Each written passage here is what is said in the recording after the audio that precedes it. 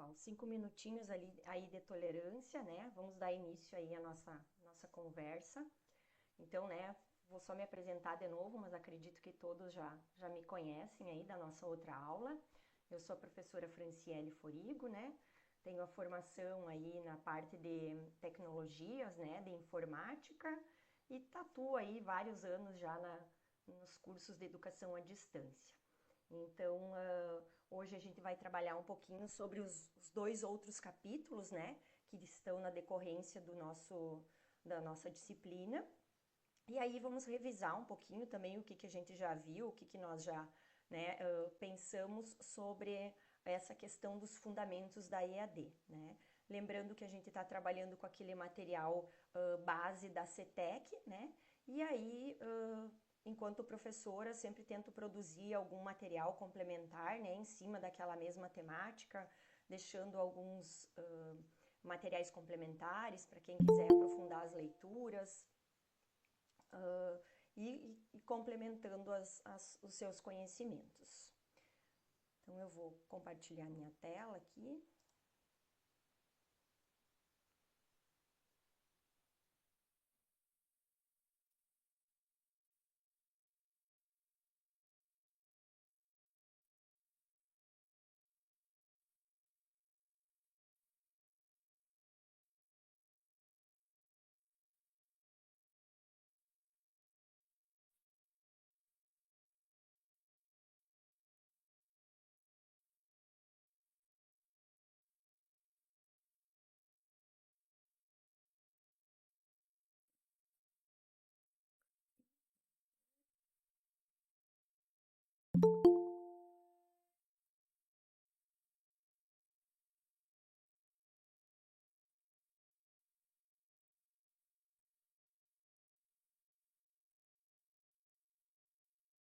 Bom, às vezes eu vou voltando, né, pessoal, para permitir a entrada dos demais colegas que forem pedindo aí.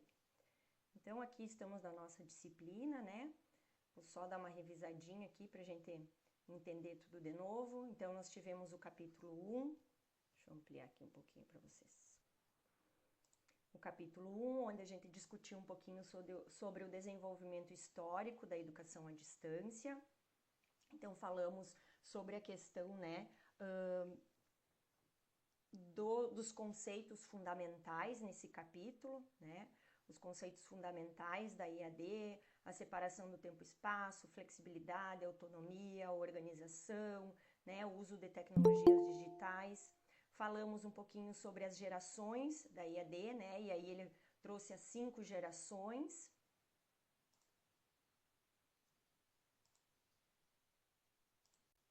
Depois nós falamos sobre a questão da EAD no Brasil, né, caracterizada principalmente pelo seu início lá com a LDB, as ações que haviam antes de 1996 eram iniciativas informais, né? Também falando... Professora, não sei se é minha internet. Mas não tá aparecendo, não tá apresentando o slide, tá? Para mim não tá aparecendo, não. Ah, tá, agora apareceu. Apareceu? No mudo. Mudou isso, a tela do mudo. Tá certo? Tá certo, agora sumiu de novo. Para nós está aparecendo normal. Deve Ah, ser um então pouquinho a oscilação. deve ser minha internet que tá oscilando. Tá. Isso, qualquer coisa vão me falando, tá? Se mais gente aí não conseguir visualizar, aí vocês me falem.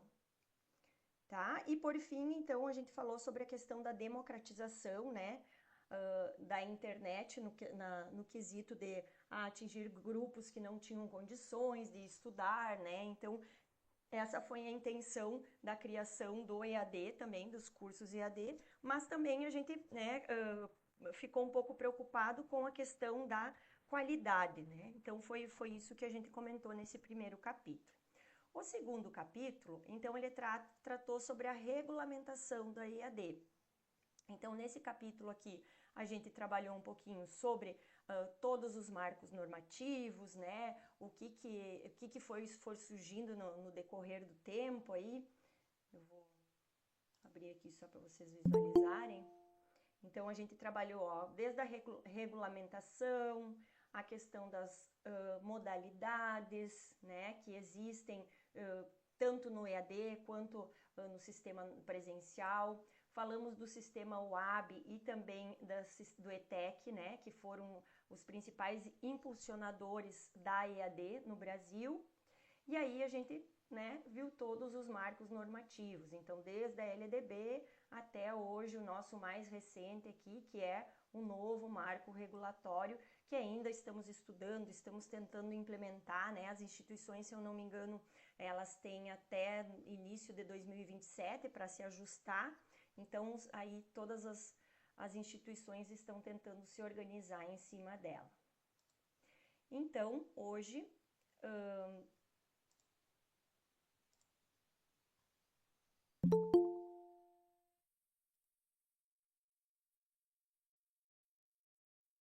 hoje nós vamos lá para o nosso capítulo 3, tá?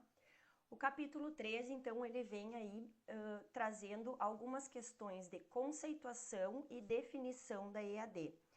A gente tem vários conceitos, né?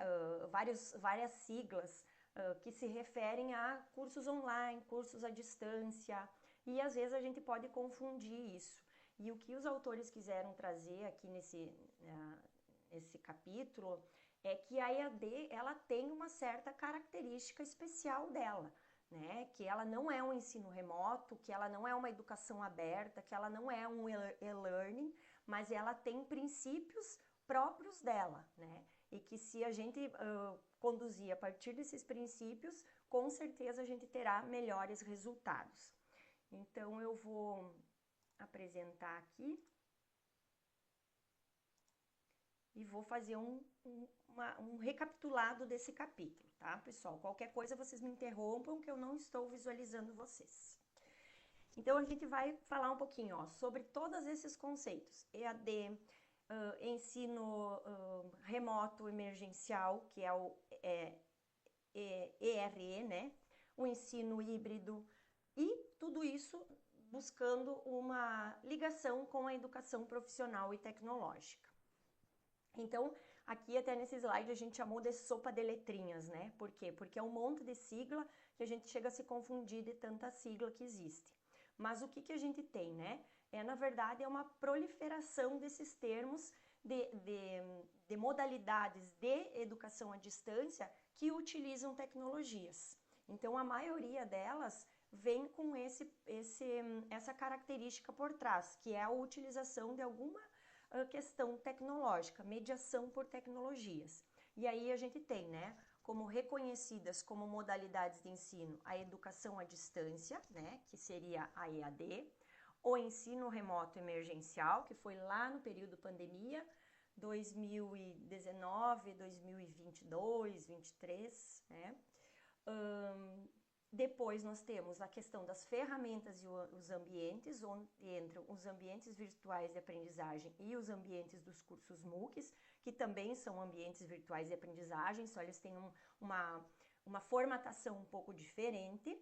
E, né, entram aí conceitos de e-learning e ensino híbrido, tá? A gente vai ver que tem e-learning, web learning, na verdade, mais ou menos são todos eles a mesma coisa. Bom, então, primeiro a gente parte daquela ideia, né, que o próprio modelo da EAD, lá no início, quando ela começou, ela ainda era muito tradicional. Alguém quer falar alguma coisa? Tá. Deixa eu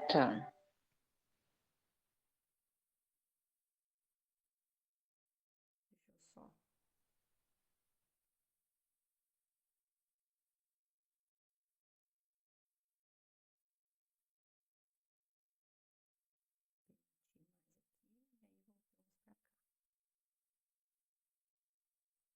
Então, voltamos. Então, mesmo sendo EAD, tinha esse conceito de educação bancária que a gente já falou no capítulo anterior também, né? Que era a questão do professor, o centro e o estudante recebia todas as informações. E com a ideia, né, de realmente trabalhar esse processo pedagógico não somente no presencial, mas também na EAD, vem o processo de construtivismo, né, que é do Piaget e do Vygotsky, onde essa centralização, ela passa pelo papel, então, passa para o papel do estudante, e aí nós temos o docente mediador, que vai fazer, né, esse meio de campo, temos o ambiente virtual, temos o conhecimento e os recursos que estão ligados a esse ambiente virtual e ao mesmo tempo ao mediador. Temos os pares. Quem que são os pares? Os pares são aquelas pessoas, aqueles estudantes, aqueles docentes, né, e todas as pessoas envolvidas que têm os mesmos interesses, né, em determinado curso, em determinado assunto. Então, a gente chama dos nossos pares, os nossos que têm a mesma compatibilidade que nós. Então, está tentando, né? A gente sabe que ainda a gente precisa trabalhar, e não só no EAD, como no presencial também, né? A gente às vezes ainda não está sabendo como usar essas tecnologias, como também utilizar o aluno como centro, mas as coisas já evoluíram bastante. Então, se a gente for ver essa questão de conceitos, né, a partir do histórico, então lá no início nós tínhamos primeiro o conceito de ensino à distância, né? Até hoje às vezes, ensino à distância. Não, é educação à distância hoje que a gente tem com essa sigla de EAD e não ensino. Porque até o Mill, né, o Daniel Mill, que é um dos autores que nos conduz aqui nesse capítulo, ele traz essa conceituação que a educação ela é muito mais completa, o conceito, do que ensino, né? Contanto que a gente diz ensino e aprendizagem, que está junto na educação. O ensino parece que é uma coisa mais justamente do professor, centrado no professor. E aí nós podemos ter as características aqui, né? O que era essa primeira e segunda geração lá com o ensino à distância? Era centrado no professor, unidirecional, né? Apenas com aulas assíncronas e transmissível. Quando a gente foi passando para a educação à distância, que, né, ainda temos muito a caminhar, eu digo, né? Ainda a gente está evoluindo nesse processo, mas passou essa preocupação para centrar o processo de aprendizagem no estudante e não mais centrado no professor, que o professor era, né, o que conduzia tudo.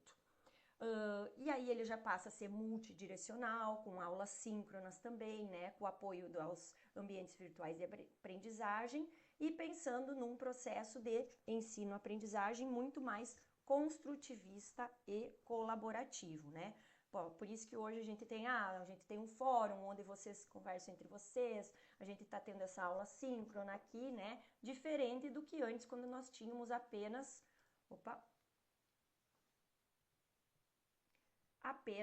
por correspondência, rádio ou TV, não tinha essa possibilidade também. Então, com a evolução das tecnologias, a gente conseguiu ampliar isso. E aí, a partir do conceito aí do Daniel Mill também, a gente pode dizer que a educação à distância, ela parte para 4 pilares, né? Que são o ensino, onde a gente tem um desenho pedagógico muito mais intencional, né? E uma mediação muito mais qualificada. A gente tem a aprendizagem focada no estudante, então como sujeito autônomo e ativo. Nós temos as tecnologias, que fazem interface, né, entre os próprios usuários e o docente e os materiais, e uma gestão por trás, né, como polos, coordenação, professores que dão esse suporte. E essa estrutura, ela toda foi possível, por quê? Porque ela está suportada em um ambiente virtual de aprendizagem, né? Como nós aqui utilizamos o próprio Moodle, mas existem outros, né? Hoje, por exemplo, aqui nos nossos cursos presenciais, né? E eu acho que vocês também, não sei se chegam a acessar, não me lembro, eu acho que não. Nós temos o SIGA, né? Que é um sistema de gestão acadêmica. Então, no SIGA, nós fizemos toda essa curadoria de material. A gente disponibiliza materiais para os alunos lá, a gente pede para eles inserir materiais lá. Então, é uma maneira de gerenciar e organizar também o ensino e aprendizagem, né, dos alunos. Os alunos consultam as suas faltas, os alunos consultam as suas notas lá, ou se querem um histórico escolar, se querem um comprovante de matrícula, né? Mesmo sendo um ensino presencial, a gente se utiliza de ambientes, né, que possam nos auxiliar nessa mediação com os estudantes. E quando a gente teve, né, a parte da pandemia, então ele foi o nosso sistema que a gente realmente utilizou lá. O que eu ia dizer? Acho que alguém está com o microfone ligado aí. Ou alguém quer falar alguma coisa? Uma semente bem grandona. Vamos continuando aqui. Então, o que mais a gente tem? Aqui a gente tem os conceitos, então, tá? Desses tipos de educação da EAD. Então, como eu falei para vocês, ó, a gente tem o e-learning e o web-based learning, né? Baseada na web. O que é a diferença desses dois? Praticamente não tem diferença, porque ambos são organizados, né, e geridos por uso de tecnologias. Mas o e-learning, ele utiliza, assim, ele vem de uma linha que ele vai utilizar tecnologias baseadas em aplicativos, né, que podem ou não estar na rede, né, que podem estar na internet. E já o Web Learning, ele está mais focado justamente em ferramentas que estão disponíveis na internet. Então é uma pequena diferença, mas assim, se a gente for aplicar, né, o processo de aprendizagem nesses dois formatos, a gente praticamente não vai encontrar diferença. E aí nós temos a educação aberta, né, e a distância, contanto que ele usa esse EAD aqui, ó, o A em maiúscula. Hoje a nossa EAD, se a gente for ver, ela está como minúscula o A, e o EAD de aberta é maiúsculo. Então, mas já veio nesse sentido de, né, utilizar aí materiais, módulos, o percurso do estudante, né, com mais autonomia. E por fim, então, nós temos os MOOCs, tá? Que são os cursos abertos e massivos. Eles são autoinstrucionais e o aluno vai fazendo sem essa questão de tutoria, tá? Eu vou fazer uma coisa, já que eu preciso entrar aqui. Permitir. Quero mostrar uma coisa aqui para vocês. Não sei se todo mundo conhece cursos MOOC, se alguém já fez algum curso MOOC, tá? Hoje nós temos, eu vou digitar aqui, uma plataforma, Já, né? já fiz. Já fez? Que bom, ó. Nós temos aqui, ó, se a gente entrar nesse endereço aqui, conecta.iffarroupilha.edu.br, nós vamos ser direcionados, ó, para uma página. Deixa eu aumentar um pouquinho aqui para vocês. A professora diz aí de novo, porque para mim não está aparecendo o que conecta. Conecta.iffarroupilha. Peraí. Tudo junto, né? Uhum. Farroupilha.edu.br. Tá. Essa página aqui, né, ela é de um ambiente virtual de aprendizagem. Então, são cursos abertos online, são esses cursos, né, MOOCs que a gente chama. Então, aqui, ó, até diz, ó, escolha seu curso, acesse a plataforma, estude a qualquer hora, valide, né, com a sua certificação. Então, aqui para baixo, ó, ele vai explicar, ó, o IFAR conecta oferta 100%, curso 100% online no formato MOOC, né, que é Massive Open Online Courses, tá? Ó, que são cursos o quê? Sem tutoria, abertos, que são chamados, precisa de um aproveitamento para obter o certificado de 70%, né? E você pode estudar de qualquer jeito.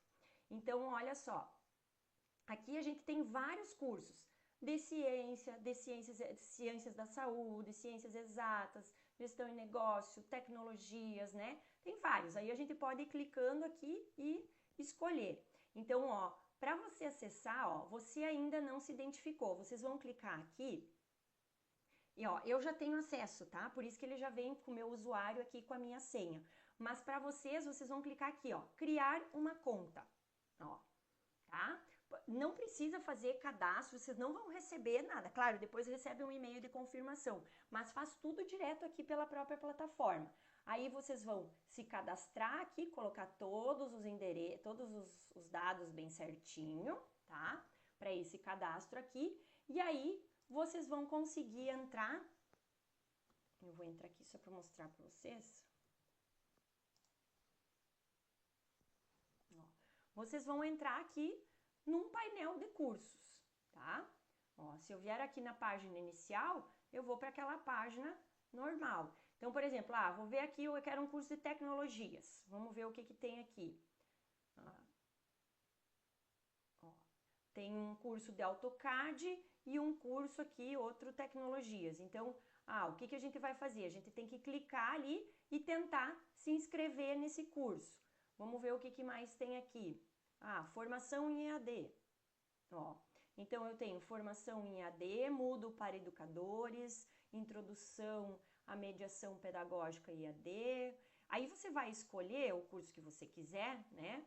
E aí você vai entrar nele, tá? E você vai fazer do curso conforme o seu, né, a disponibilidade de vocês. Então aí fica, né, eu deixo o link, depois eu posso até colocar lá no Moodle também para vocês, para que vocês, né, se vocês quiserem, enfim, experimentar, são cursos assim que possuem certificados, né? Então vocês vão conseguir finalizar ele a qualquer tempo, a qualquer horário, né? Conforme a carga horária, são cursos de 20, 40 e 60 horas. E são cursos assim bem autoinstrucionais, como são chamados, né? Não tem um tutor, não tem um professor que vai dar uma aula, não tem fórum de dúvidas. Ele é bem assim, ele é bem direcionado. Tem os conteúdos, tem vídeo, tem vários tipos de materiais e tem a atividade, né? Que tem uma pontuação. E aí, lembrando que tem que atingir no mínimo 70% para né, conseguir o certificado. Então, fica aí a dica do nosso site, né, que é o conecta.iffarroupilha.edu.br para dos cursos MOOC. Tem várias instituições que têm esses cursos também, tá, pessoal? Muito bem. Aí, o que nós chegamos, né? Chegamos aqui na educação híbrida, que é o que os nossos autores aqui, né, o Veloso, o Mil, o Moreira, estão dizendo que é uma tendência histórica, né? A gente já tem visto, assim, que tem acontecido em alguns momentos, né? Hoje, o que eu vejo? Nós temos alguns cursos de licenciatura, por exemplo, no Instituto Federal, aqui no Farroupilha, que eles têm uma porcentagem da carga horária presencial, né? Eu já à distância, já comentei isso com vocês na nossa outra aula. E aí é bem isso que acontece, é uma educação híbrida, né? Tem dias, então, que os estudantes não precisam estar aqui e podem estar na sua casa, mas tem material, tem atividades para serem realizadas de disciplinas, né? Das suas, que os professores enviam e que os professores também disponibilizam materiais, enfim. E aí, né, geralmente o que eu tenho observado que assim, ó, é uma aula, por exemplo, EAD, na próxima aula se encontra. Então, tudo que foi trabalhado naquele EAD se discute na presencial. Então, é uma questão assim que vai complementando, né? Então, às vezes, muitas vezes a gente precisa dar um tempo para o aluno ler lá o seu material na aula, bem no fim tu não discute nada porque o aluno está lendo, né? Então, nesse sentido, o aluno conseguiu fazer a leitura, fez as observações dele, né? E aí veio para a aula e o professor faz aí uma discussão e tenta resolver as dúvidas. Claro que isso só funciona se o aluno faz a parte dele também, né? Porque a gente sabe que às vezes é aquela coisa, fica para fazer em casa, quando vê, não faz. Mas enfim, a intenção é boa, se realmente ela acontece de forma real, a gente sabe que né? Nem sempre dessa forma. Mas é justamente isso, momentos presenciais, mesmo espaço físico, mesmo tempo. Interação virtual, onde tem um ambiente virtual, né? E um momento assíncrono, né? Nesse sentido, e pode ter síncrono também, né? Outro exemplo que eu trago para vocês, por exemplo, nos cursos presenciais, a gente tem nos cursos de licenciatura o que a gente chama de prática de ensino, né? Em matemática, prática de ensino em ciências, prática de ensino em química, e essas práticas, elas prevêem uma carga não presencial. Então, nesse momento que o aluno não está presencial, geralmente a gente trabalha em grupos de alunos que vão, né, fazendo pesquisas em instituições lá em escolas, né, em sala de aula, para trazer o dia a dia da escola, né, nessas práticas de ensino aí. E aí a gente faz muitos meets, né, encontros assim com eles, que eles não precisam estar lá na sala de aula, que a gente não está lá na sala de aula. Então, mesmo sendo um momento de EAD, a gente faz um encontro síncrono com eles. E por fim, então, juntando esses dois, a ideia é que se tenha esse hibridismo, né, entre o presencial e o EAD e o virtual, para que possa ser enfim, uma proposta aí sustentada e flexibilizada, né, mais flexível para os estudantes. Por fim, aqui a gente fala um pouquinho sobre o ensino remoto emergencial, né? Eu acho que a gente também não precisa perder muito tempo com isso, porque já passou, graças a Deus, vai saber se não vai vir algum dia de novo, mas foi justamente isso, foi uma adaptação que foi realizada de forma emergencial para que os calendários acadêmicos não ficassem parados, né? E aí, eu não sei se vocês lembram aí do Google Classroom, né? Que foi um dos AVAs, dos ambientes virtuais que as escolas começaram a usar, né?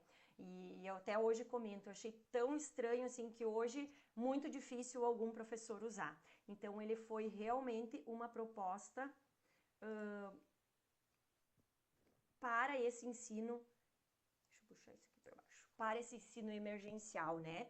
Enquanto ambiente virtual de aprendizagem, o Google Classroom, ele não foi tão assim efetivo, né? Pode ser que tem professores que usam ainda, né? Claro, mas assim ele não teve uma efetividade. Então, isso justamente caracteriza uma questão que foi paralela, que foi justamente para aquele momento e depois a gente não trabalhou mais sobre isso.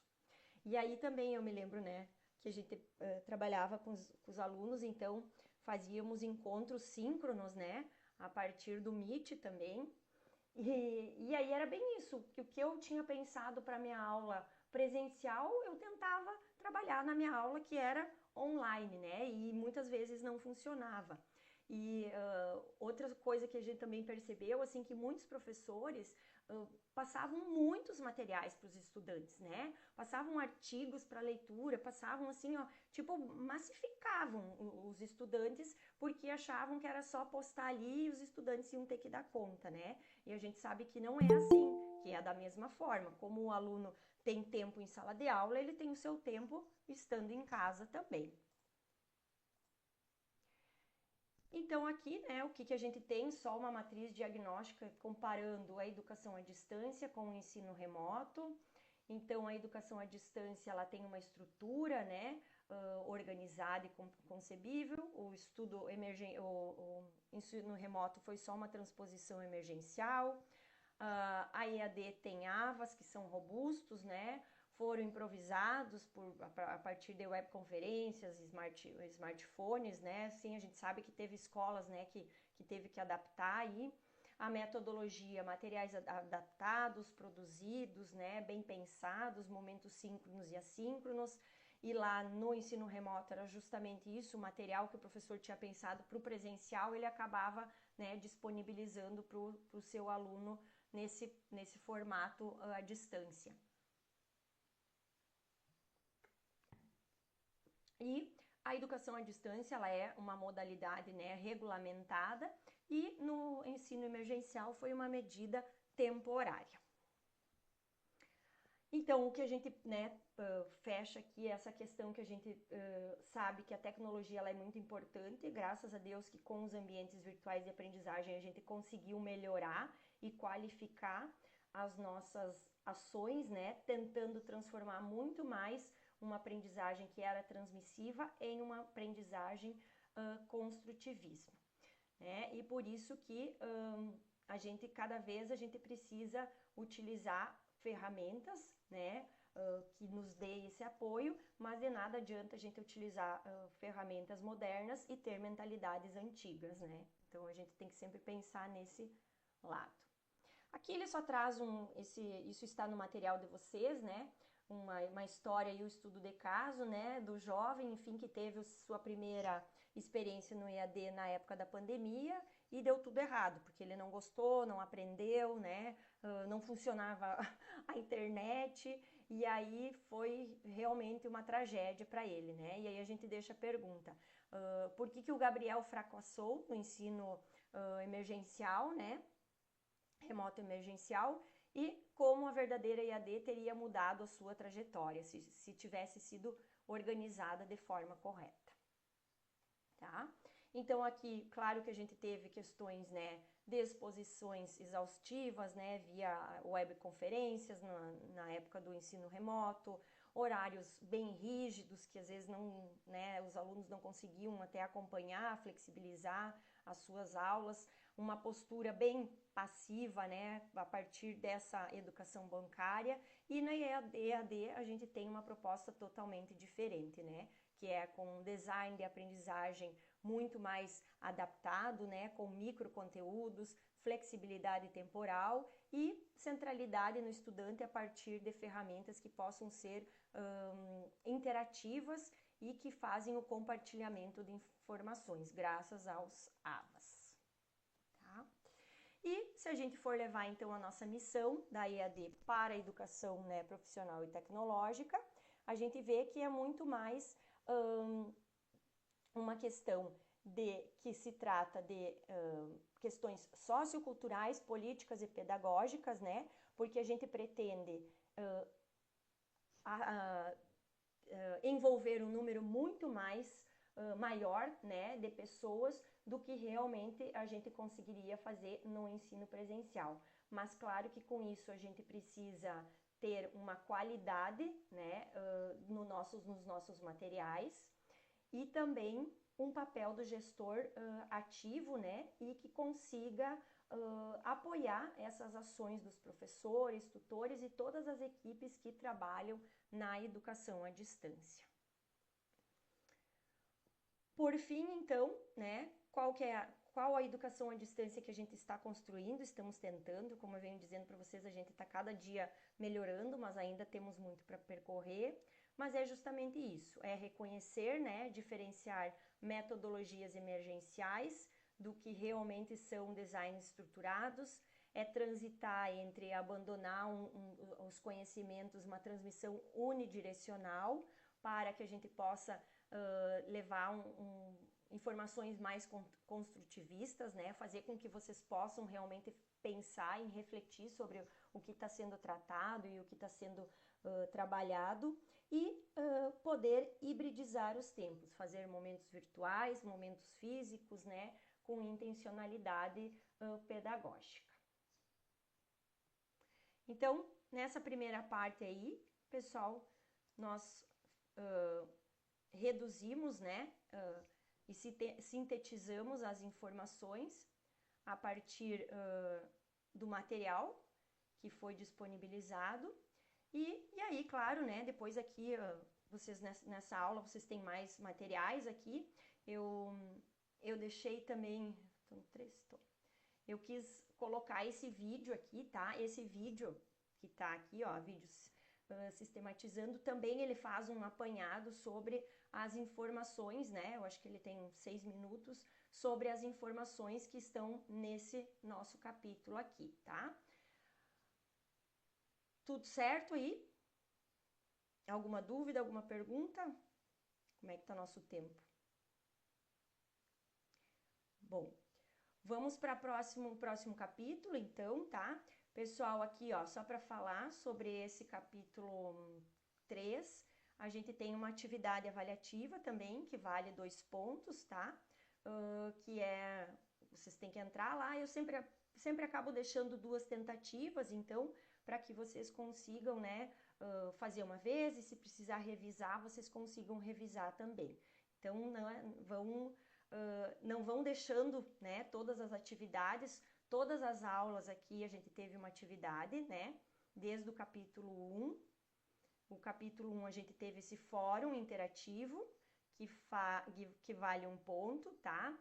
Ele venceu no dia 2 de abril, mas até hoje alguns alunos, né, me mandaram mensagem, acho que 2 alunos me mandaram mensagem, que ainda elas estão conseguindo postar, né, suas reflexões ali e compartilhar as ideias. Não tem problema, podem ir interagindo, tá? Eu não fechei ele justamente por isso. Então, quem ainda não participou, ainda tem tempo de participar. No capítulo 2, a gente teve um questionário, né, que valia 3 pontos. Esse fecha dia 23 de abril. E aqui a gente tem também essa outro, também é uma forma de questionário, mas é uma associação de termos, né, sobre os principais conceitos, que eu botei aqui dia 22, mas eu vou botar dia 23 também, tá? Para ficar tudo dia 23.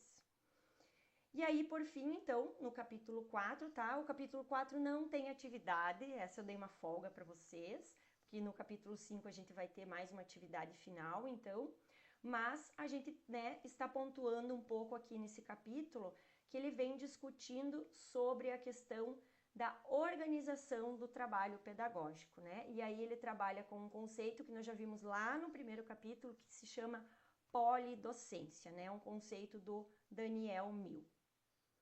Então eu vou também, ó, o capítulo aqui, esse vídeo aqui, era isso que eu queria comentar. Esse vídeo ele tá dentro do capítulo aqui, do material do capítulo, tá?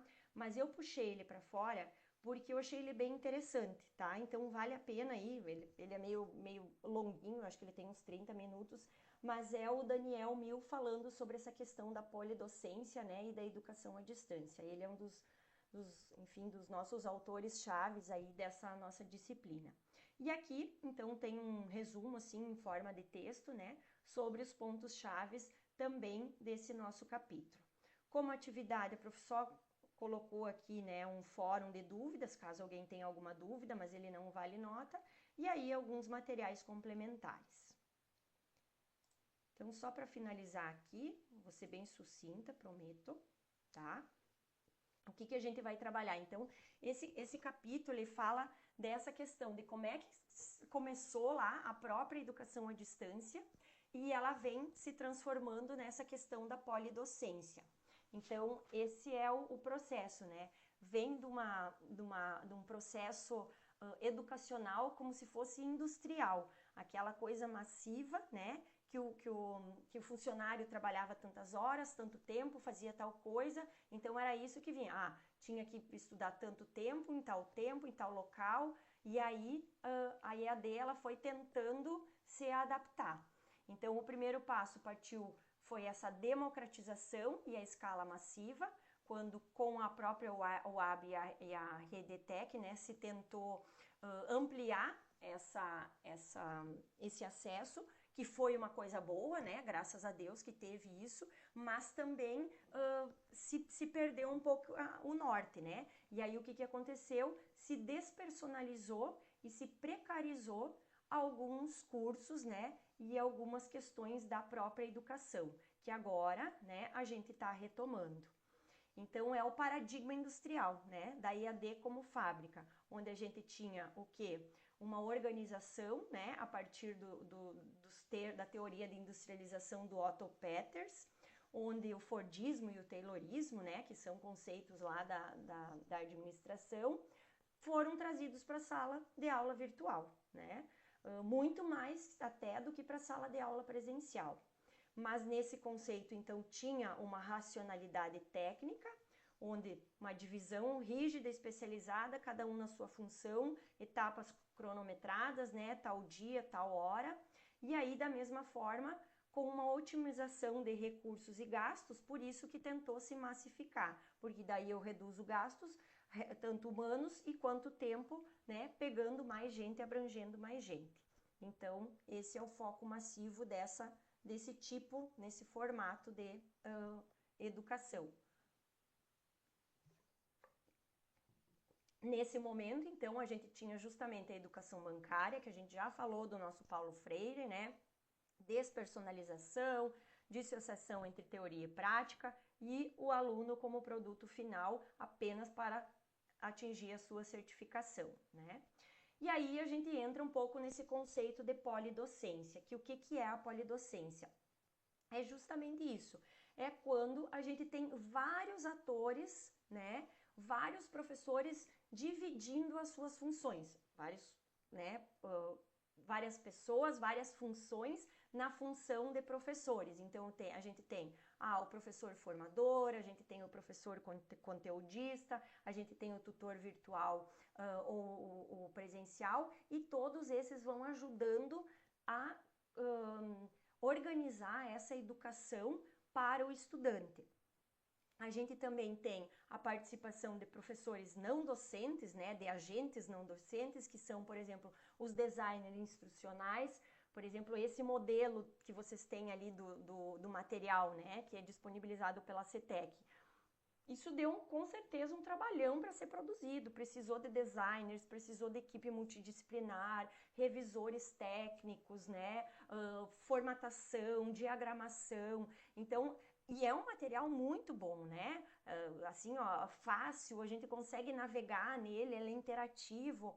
Então, mas para fazer isso precisa de muitas mãos, tá? Então, realmente, para que esse material venha com qualidade, é preciso um suporte imenso aqui. Além disso, a gente tem, né, uma secretaria, uma coordenação que vão acompanhando esse processo. Então, ela não é uma ação individual, mas sim, a polidocência, um esforço coletivo de várias pessoas. No entanto, a gente diz que essa divisão aí, né, essa aprendizagem coletiva, ela, a partir da polidocência, ela pode ter duas lentes. A primeira é o foco na aprendizagem, né? É uma forma colaborativa, várias pessoas ajudam, né, para que realmente o aluno aprenda. Só que, no entanto, também se revelam algumas tensões, assim, é mais no sentido de organização. Você tem a questão sobre análise crítica de salários, de autonomia, de formação dos profissionais, né? Será que um tutor tem tanta formação para, quem sabe, atuar de uma forma? Será que o professor consegue se organizar dentro da sua carga horária disponível, né? Porque às vezes ele trabalha além das suas horas. Então, tem várias questões organizacionais que também estão imbricadas nesse conceito da polidocência. Que aí é o que ele traz aqui, como o lado oculto, né? Que é a precarização via bolsas, porque o que acontece? O uso de bolsistas não tem aquele vínculo, né, trabalhistas, então, pode ser cortado qualquer hora, terminou o recurso, não tenho mais tutor, e aí acaba, né, também ocasionando algumas rupturas aí no processo de aprendizagem. Uma sobrecarga invisível, né? Às vezes o professor, então, ele além da sua jornada de 40 horas, como ele trabalha fora, ele tem mais 20 horas e acaba se sobrecarregando. E por fim, né, a questão de falhas em materiais, que muitas vezes, né, a gente sabe que até tutores, nós enquanto professores podemos indicar, podemos visualizar, mas também não conseguimos fazer essa alteração. Mas por isso que é importante esse momento, né, de aulas síncronas, de organizar bem o ambiente virtual de aprendizagem. Ali, se o material não tiver condizente, a gente pode, né, interferir, a gente pode passar orientações para vocês de que, né, tem um outro olhar, tem uma questão reflexiva com essa questão aí. Mas, enfim, né, essa polidocência, ela trabalha com várias pessoas, mas ao mesmo tempo também ela tem algumas questões, né, laborais que a gente tem que ficar atento. Então, a gente vai passando, né, do modelo industrial para uma matriz de qualidade na EAD, trabalhando com uma gestão mais democrática, participação de colegiados, né, comunidades que possam construir materiais de forma conjunta, sujeitos mais ativos, né, com especificidades em realidades concretas, né, que é trazendo aí os estudantes para justamente participar desse processo, e uma qualidade socialmente referenciada, né, onde a gente foca em interesses sociais e coletivos também, né, não só conteudistas. Então, nesse sentido, a gente, né, vai ter um equilíbrio aqui voltado para a nossa educação profissional e tecnológica, onde nós vamos ter, sim, uma escala, né, um atendimento a partir de uma eficiência técnica, né, essa divisão do trabalho, ela é bem importante para que a gente dê conta da qualidade, né, pedagógica, então cada um na sua função, mas ao mesmo tempo a gente une todas essas questões aí. E também uma preocupação, né, que está sendo aí nessa saúde profissional, para justamente não sobrecarregar os profissionais. Aqui só tem um glossário com alguns termos, né? Então, o que é a polidocência, o que significa essa qualidade socialmente referenciada, né? Que a gente pode dizer que é a priorização de interesses coletivos em contextos reais dos sujeitos, né? Dos estudantes. Tem o papel do design instrucional, que vai ajudar, né, na organização dos materiais e até mesmo no ambiente virtual de aprendizagem. O docente formador, que é o responsável por gerir, né, e organizar os conteúdos, e temos os tutores aí que vão nos dando apoio, né, sejam eles presenciais ou virtual, ou à distância, que a gente chama, né, e todos eles são tutores virtuais que servem para nos auxiliar.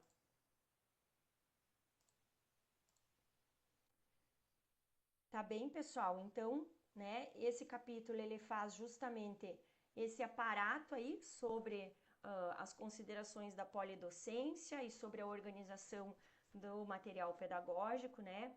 Eu sou bem visual, então eu gosto visual e eu acho que eu tenho um pouco de toque, tudo tem que estar bem alinhadinho, né? Então eu tento deixar sempre o material para vocês do mesmo formato, né? Tendo essa organização de material de aula, atividade, materiais complementares. Então é a forma que eu venho tentando organizar, né? E disponibilizar de forma mais pedagógica esse material para vocês. E qualquer coisa, né, claro, a gente está à disposição aí para que vocês também contribuam, e se alguma coisa não está muito compreensível, vocês têm total liberdade para entrar em contato aí pelas mensagens do Moodle. Então, eu vou parar aqui de compartilhar minha tela.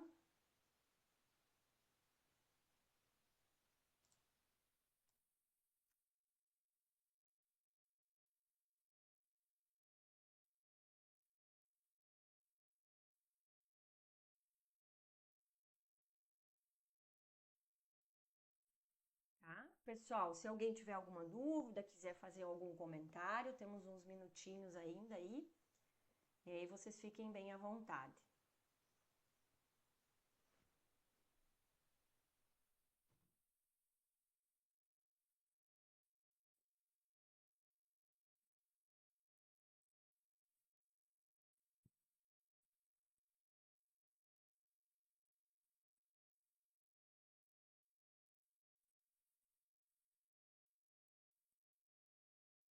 Pessoal, bem tranquilo aí. Hoje nós tivemos 23 participantes, né? Na aula passada nós tivemos 35. Diminuiu aqui meu quadro. Acho que não gostaram muito da minha cara aqui. Aí não participaram. Não, é brincadeira. A gente sabe que faz parte, né? Que nem todo mundo pode participar, mas a aula está sendo gravada e assim que eu finalizar, eu logo já disponibilizo, né, esse material para vocês.